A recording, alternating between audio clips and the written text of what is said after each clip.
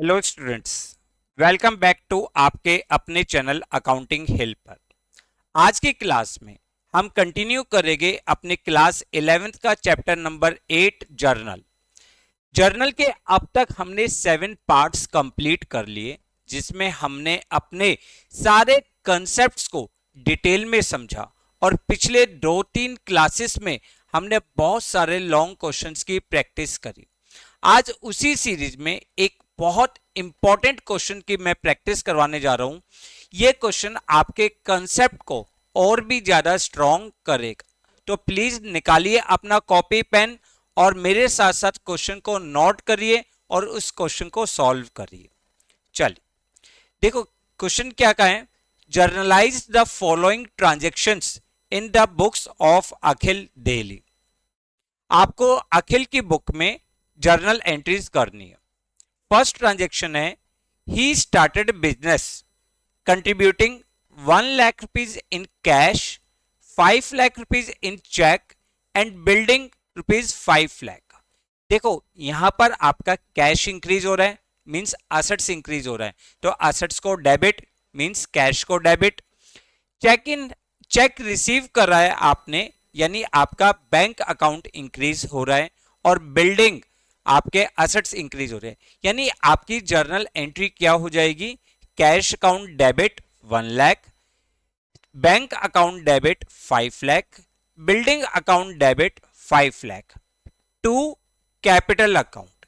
हमने क्या पढ़ा था बेटा, जब हमने कंसेप्ट पढ़ा था तब हमने वहां पे समझा था capital means amount invested bye honour in the business. जो कैपिटल होती है वो ऑनर जितना भी बिजनेस में अमाउंट इन्वेस्ट करता है उसे हम कैपिटल कहते हैं। And capital may be in form of cash, goods और एसेट्स। जो कैपिटल है वो कैश की फॉर्म में हो सकती है, गुड्स की फॉर्म में हो सकती है और एसेट्स की फॉर्म में हो सकती है। यहां पर अखिल ने जो बिजनेस में इन्वेस्ट किया है वो 1 लाख कैश इन्वेस्ट किया है, 5 लाख का चेक इन्वेस्ट किया है और बिल्डिंग इन्वेस्ट करी है, बिल्डिंग इंट्रोड्यूस करी है बिजनेस में 5 लाख रुपीस की। तो हमारे लिए जर्नल एंट्री क्या बनेगी बेटा, हमारे लिए जर्नल एंट्री बनेगी first part cash account debit, cash account debit 1 lakh, bank account debit 5 lakh, building account debit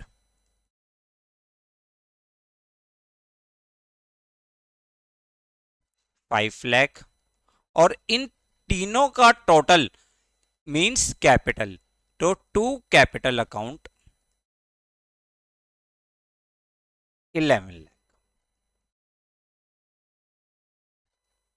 clear है बच्चों, कंफर्म। अखिल ने बिजनेस में कैश इन्वेस्ट किया, चेक इन्वेस्ट किया मींस बैंक में अमाउंट इन्वेस्ट किया है और बिल्डिंग इंट्रोड्यूस करी है, तो आपकी जर्नल एंट्री बनेगी cash account debit 1 lakh, bank account debit 5 lakh, building account debit 5 lakh, to capital account. Clear, confirm. Second point, purchase goods from D Lal Kanpur for rupees 2 lakh. उसने डी लाल से गुड्स परचेज करी है 2 लाख रुपीज की, out of which cheque was issued for 60,000 rupees. अब देखो उसने total goods कितने की परचेज करी है, 2 लाख की गुड्स परचेज करी है, उसमें से 60,000 का चेक्स उसने इशू करा है, 60,000 का चेक क्या करा है, इशू करा है, और 1,40,000 की गुड्स, 1,40,000 की गुड्स उसने क्रेडिट पे परचेज करी है। क्लियर। तो अब आपके लिए जर्नल एंट्री क्या होगी, आपने गुड्स परचेज करी है 2 लाख रुपीज की, तो purchase account debit 2 lakh rupees, cheque issue किया है यानी बैंक को रिड्यूस करा है 60,000 रुपीज से, तो टू बैंक अकाउंट 60,000, एंड बाकी उसने गुड्स क्रेडिट पे परचेज करी है 1,40,000 की, तो आप अपने क्रेडिटर्स को इंक्रीज कर दोगे तो आपकी जो सेकंड एंट्री हो जाएगी वो क्या होगी, परचेज अकाउंट डेबिट 2 लाख, क्योंकि बिजनेस का एक्सपेंस इंक्रीज हो रहा है 2 लाख से, बैंक रिड्यूस हो रहा है to bank account 60,000 rupees and D Lal to D Lal 1,40,000। देखो ध्यान से, आपने सारे कंसेप्ट्स बहुत अच्छी तरीके से, अब तक हमने इसके बहुत सारे कंसेप्ट्स कंप्लीट करे थे, हर एक कंसेप्ट को हमने लॉजिक से समझा था, एक एक जर्नल एंट्री को डिटेल में समझा था। अब हम उसकी प्रैक्टिस कर रहे हैं। फिर भी अगर किसी बच्चे को कोई डाउट है तो हमारी वो पिछली क्लासेस नीचे प्लेलिस्ट बनी हुई है, वहां से आप सारी क्लासेस को देख सकते हैं। क्लियर? आपकी सेकेंड एंट्री हो गई। थर्ड एंट्री के लिए उसने क्या बोला है, sold goods on credit to Ramesh. हमने रमेश को गुड्स क्रेडिट पे बेची है 1,80,000 रुपीज की। सोल्ड गुड्स टू रमेश, आपका डेटर्स इंक्रीज हो रहा है और आपकी रिवेन्यू इंक्रीज हो रही है, तो आपकी एंट्री क्या होगी, Ramesh debit to sales account, to sales account 1,80,000 rupees. कितने की गुड्स, 1,80,000 की। आप इनकी नरेशन साथ साथ जरूर लिखिएगा, ठीक है।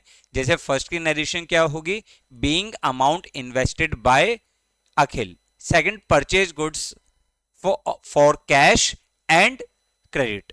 थर्ड क्या होगा, sold goods to Ramesh on credit. Clear है? फोर्थ एंट्री उसने बोला है, received ₹1,75,700 by cheque from Ramesh in full settlement of his account.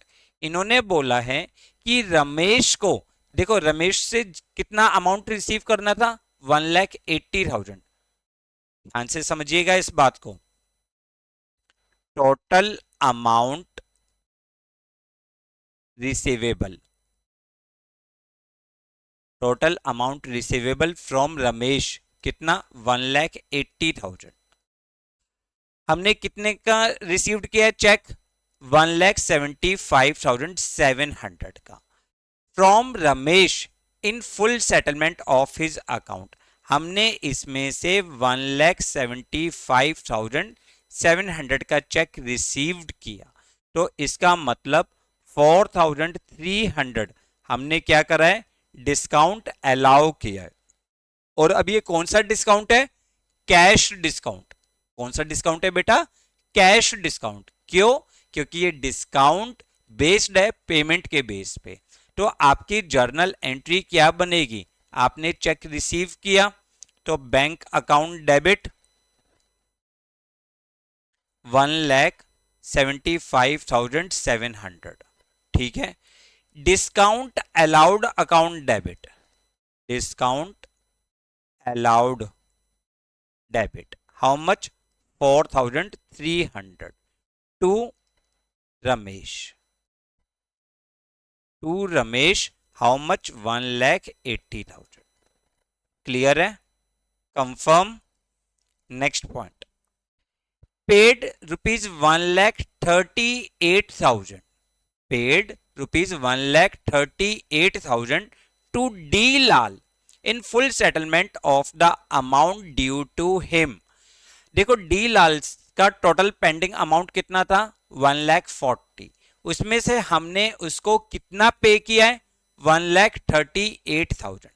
हमारा क्रेडिटर रिड्यूस हो रहा है 1,40,000 से, फुल सेटलमेंट वर्ड है तो क्रेडिटर रिड्यूस हो रहा है 1,40,000 से, कैश रिड्यूस हो रहा है 1,38,000 से, और इस ट्रांजैक्शन में हमने डिस्काउंट रिसीव्ड किया है। क्या किया है, डिस्काउंट रिसीव्ड, और वो हमारे लिए क्या होती है, गेन की फिगर। तो हमारे लिए एंट्री क्या होगी, D Lal debit how much, 1,40,000 to cash account to cash account 1,38,000 and to discount received account. To discount received account, how much? 2,000 rupees. Clear? Confirm. Next transaction. अब ये नेक्स्ट ट्रांजेक्शन आपके लिए बहुत इंपॉर्टेंट है, ध्यान से देखो। मेरी कोशिश होती है कि मैं हर क्वेश्चन में कुछ इंपॉर्टेंट पॉइंट्स आपके सामने लाऊं, ताकि आप क्लासेस को रेगुलर देख सको और आपके कंसेप्ट बहुत अच्छी तरीके से स्ट्रांग हो। इन्होंने क्या बोला इस ट्रांजेक्शन में? A new machine of ₹2,40,000 was purchased from Machine Tools Limited, Ludhiana, in exchange of an old machine valued at 50,000 rupees. देखो, हमने एक नई मशीन परचेज करी, कितने की? 2,40,000 की। इसकी पेमेंट के लिए हमने अपनी एक पुरानी मशीन इनको दी। कितने की मशीन है बेटा? 50,000 रुपीज की। He gave cheque of 1 lakh rupees from his saving account. 1 lakh rupees का चेक इसने अपने सेविंग अकाउंट से इनको दिया। And balance from firm's account, और बैलेंस किससे दिया? फर्म के अकाउंट से दिया। एक बार इसको ध्यान से समझते हैं। Value of new machine, value of new machine, नई मशीन की वैल्यू कितनी है? 2,40,000। इसके लिए हमने एक ओल्ड मशीन प्रोवाइड करी, एक्सचेंज किया ओल्ड मशीनरी का, कितने का? 50,000 का। 1 लाख रुपीज का हमने इसको चेक दिया है, cheque from saving account, cheque from saving account. कितने का चेक दिया है? 1 लाख रुपीज का। अब ये चेक हमारे लिए किस फॉर्म में होगा? ऑनर की कैपिटल के फॉर्म में। क्यों? क्योंकि जो भी अमाउंट वो अपने सेविंग अकाउंट से देता है वो बिजनेस के लिए कैपिटल कहलाएगी। और बैलेंस अमाउंट, अब बैलेंस कितना बचा? 90,000 रुपीज वो फर्म के अकाउंट से पे किए गए, फर्म के अकाउंट से पेमेंट हुई है। अब देखो, आपके पास नई मशीन की वैल्यू इंक्रीज हो रही है 2,40,000 से, तो आप इसको क्या करोगे बेटा? डेबिट करोगे। आपने पुरानी मशीन एक्सचेंज में दी है, इसका मतलब पुरानी मशीन की वैल्यू बिजनेस से क्या हो रही है? कम हो रही है, तो उसको आप क्रेडिट करोगे। आपने कैपिटल इंट्रोड्यूस करी 1 लाख रुपीज की, तो 1 लाख रुपीज आपके लिए क्या हो गया? 1 लाख रुपीज बताइए, कैपिटल हो गया। कैपिटल इंक्रीज हो रही है तो क्रेडिट करेंगे। और फर्म के अकाउंट से हमने अमाउंट पे किया है, बैलेंस फ्रॉम फर्म्स अकाउंट, इसका मतलब बैंक भी रिड्यूस हो रहा है। तो आपकी 6th ट्रांजेक्शन क्या होगी? Machinery account debit. Machinery account कौन सी वाली? न्यू वाली। Debit how much? 2,40,000 to machine account, कौन से वाला? ओल्ड वाला। कितना? 50,000। टू कैपिटल अकाउंट, क्योंकि 1 लाख रुपीज का चेक इसने अपने सेविंग अकाउंट से दिया है, तो it is treated as capital. And to bank, और जो फर्म के अकाउंट से पे किया है उसको हम क्रेडिट कर देंगे 90,000 रुपीज। क्लियर है? कंफर्म? ध्यान से हर कंसेप्ट को ध्यान से समझिए। नेक्स्ट है purchase machinery from Pawan and sons for ₹50,000 on credit. अगर हमने कोई भी मशीन क्रेडिट पे परचेज करी है तो इसका मतलब हमारी मशीन की वैल्यू भी इंक्रीज हो रही है और साथ ही साथ लाइबिलिटीज भी इंक्रीज हो रही है। तो आपकी एंट्री क्या होगी? Machinery account debit to Pawan and company. Amount कितना था? 50,000 रुपीज का।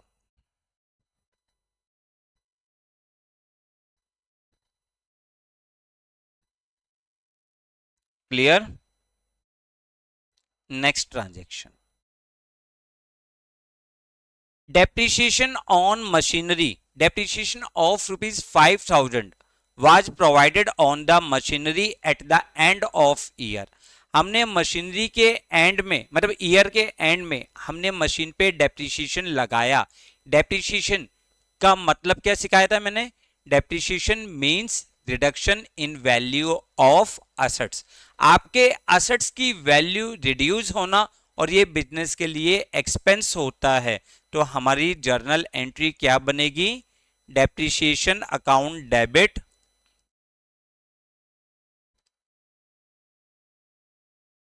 डेप्रिसिएशन अकाउंट डेबिट, और आपके मशीन की वैल्यू रिड्यूस हो रही है तो टू मशीनरी अकाउंट। ठीक है, 5,000 rupees being depreciation charged on machine. Clear है? Confirm? Next, Akhil issued a check of rupees 50,000 from his saving account in firm's name। Firm के लिए उसने अपने सेविंग अकाउंट से 50,000 का चेक इशू किया है। 50,000 का चेक इशू किया है, इसका मतलब एडिशनल कैपिटल इंट्रोड्यूस। तो आपके लिए एंट्री क्या हो जाएगी? Bank account debit to capital account, bank account debit to capital account 50,000 rupees. Clear? 10th transaction, next point क्या है? Paid income tax rupees 5,000 as income tax. देखो हमने पढ़ा था कि income tax is treated as the drawings. Income tax क्या treat किया जाता है? ड्रॉइंग्स की तरह ट्रीट किया जाता है। तो आपने इनकम टैक्स पे किया है, इसका मतलब बिजनेस में से ड्रॉइंग्स करी है। तो drawings account debit to cash account. Income tax जो ट्रीट किया जाएगा वो ड्रॉइंग्स की तरह ट्रीट किया जाएगा। कितना इनकम टैक्स किया है? 5,000 रुपीज।